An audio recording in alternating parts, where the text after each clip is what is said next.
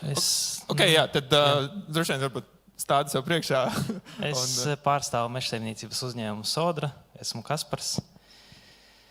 Atbildu vairāk par geo ieviešanu uzņēmumā, kā Alīna stāstīja.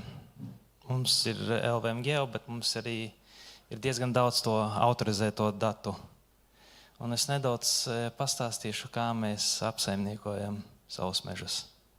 Nedaudz no LVM geo puses, arī varu LVM geo mobile arī parādīt.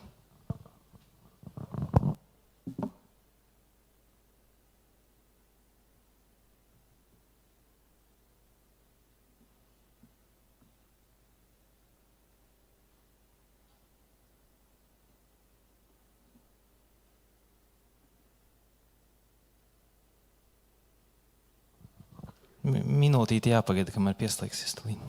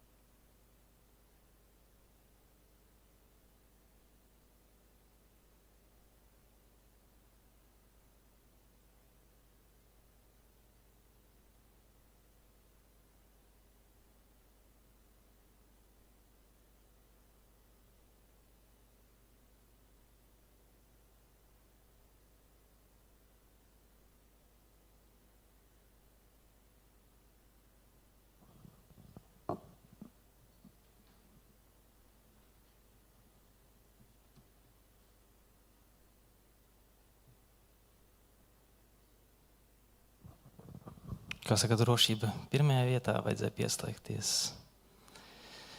Un tūlīt es jums ieslēgšu no datu viedokļa, kā mēs strādājam Sodrā. Mums ir tas pats LVM geo. Tā kā mēs ņemam pakalpojumu no LVM, parādīšu, kādi mums ir pieejami slāņi pašam kā uzņēmumam un ko mēs ar tiem slāņiem darām. Pieslēgsies.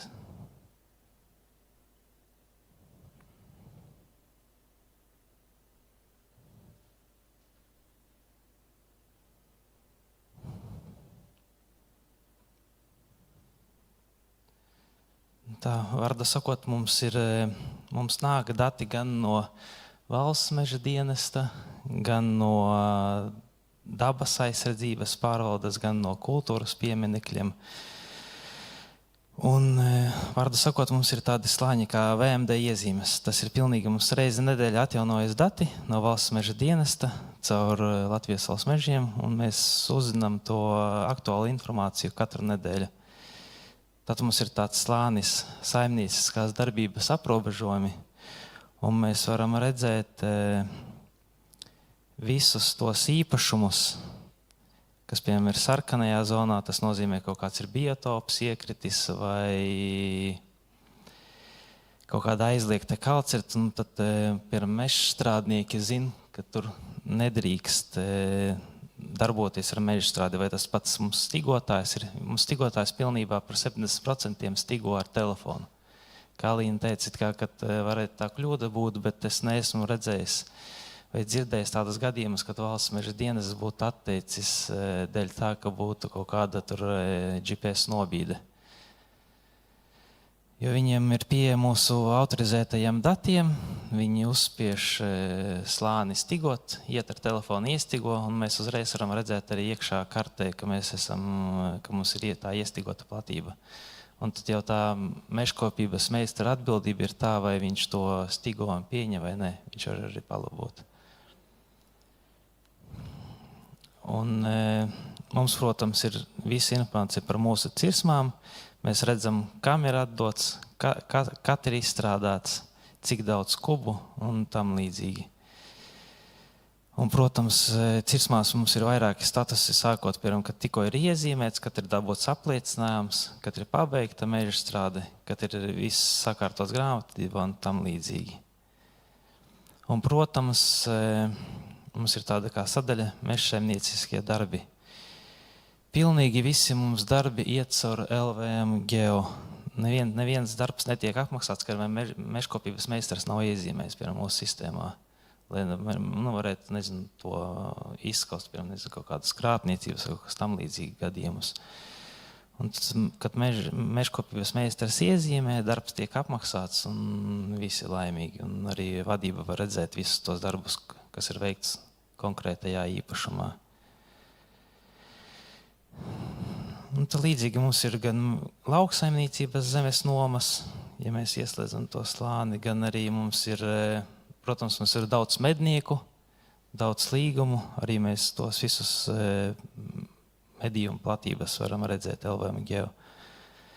Un, protams, mums diezgan daudz arī nāk, es iepriekš teicu, dati no ārējiem klientiem, no dabas aizsardzības pārvaldes, no kultūras pieminekļiem un tam līdzīgi.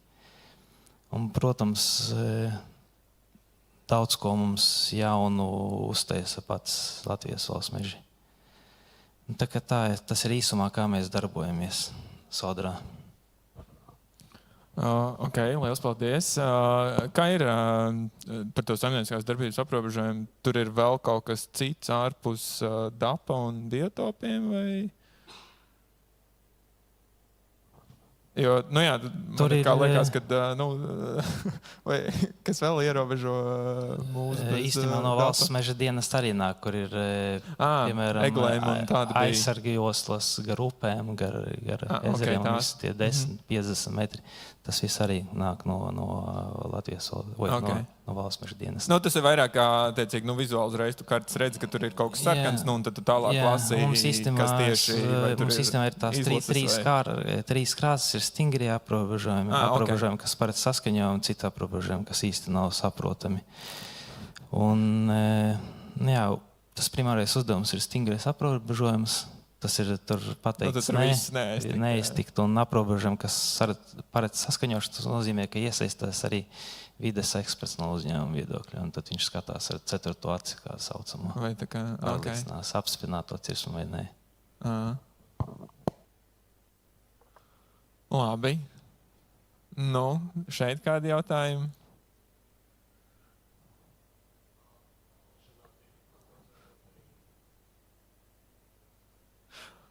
Tad jautājums, vai plānošanā arī tiek izmantots kāds?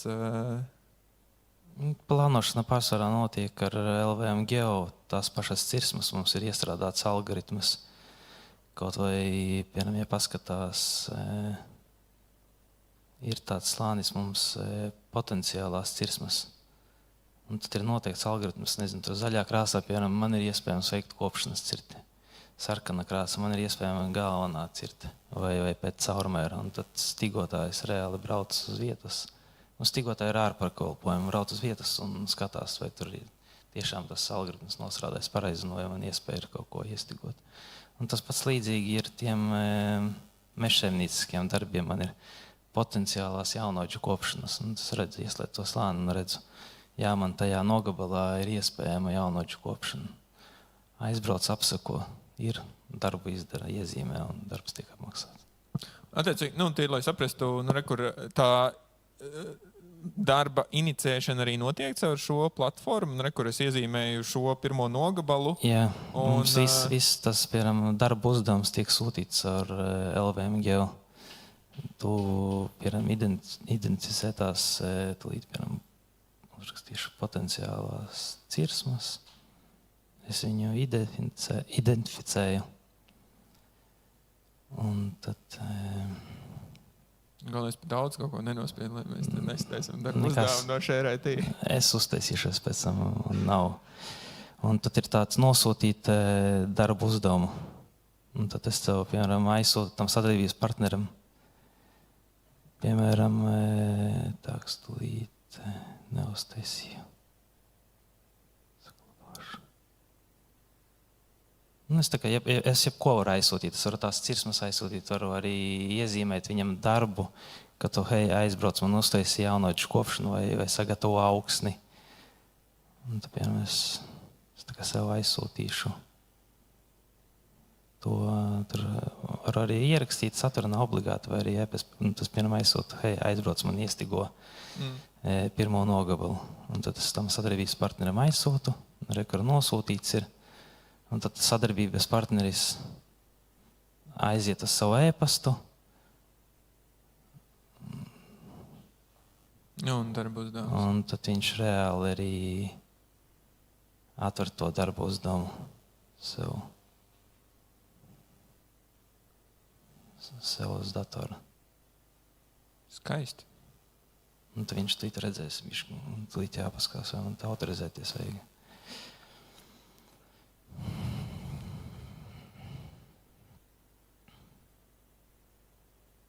Spītīšanai. Što jāsanāk uz telefonu, es aizsūtu, un man sadarbības partneris tad atver vaļā tūlīt. Šī iepriekš vajag atvērt viši. Man vienkārši sanāk, datorā ir mobilā versija instalē, tāpēc es varu datoru atvērt. Es tīt uzspiedīšu, vēlreiz man neuzspiedās.